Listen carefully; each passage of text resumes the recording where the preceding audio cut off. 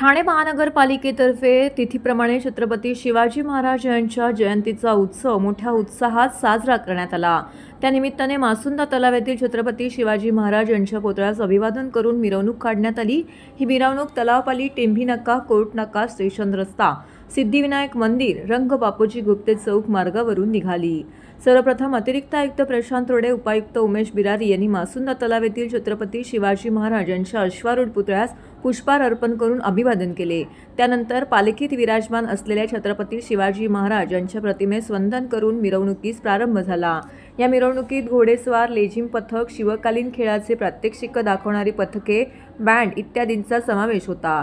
मिरवणुकीदरम्यान माजी उपमहापौर पल्लवी कदम, माजी नगरसेवक पवन कदम, माजी नगरसेवक सुधीर कोकाटे, उपायुक्त शंकर पाटोळे, सहाय्यक आयुक्त सोपान भाई इत्यादी मान्यवर उपस्थित होते।